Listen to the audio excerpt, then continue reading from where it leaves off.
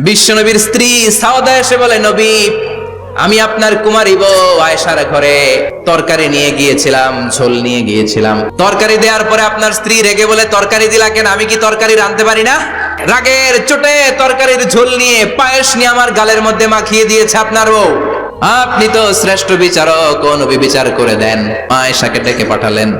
মা আয়েশারে বললেন, ও আয়েশা, আসলে এমনটা করেছো নাকি? মা এসে বলে, নবী, তখন আমার মেজাজটা বড্ড গরম ছিল, আসলে কাজটা ঠিক হয় নাই, আমারে ক্ষমা করেন। বিশ্বনবী বললেন, আমার আদালতের রায় হচ্ছে কিসাস। সাউদাকে যেমনি তুমি পায়েস মাখিয়ে দিয়েছো, সাউদাও পায়েসের বাটি থেকে কিছু পায়েস নিয়ে আয়েশার গালে মাখো। সাউদাও বিশ্বনবীর রায় অনুযায়ী বাটি থেকে পায়েসের ঝোল নিয়ে মা আয়েশার গালের মধ্যে মেখে দিলেন। মা আয়েশা কি আর করবেন, হেসে দিলেন। সাইয়েদাতুনা সাউদাও হাসলেন, বিশ্বনবীও হাসলেন। আরশের উপর থেকে খুশি হয়ে গেল কে? আল্লাহ।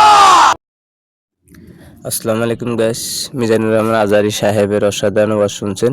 এই ধরনের ওয়াজ সবসময় পেতে চ্যানেলটিকে সাবস্ক্রাইব করে পাশে থাকুন। ধন্যবাদ।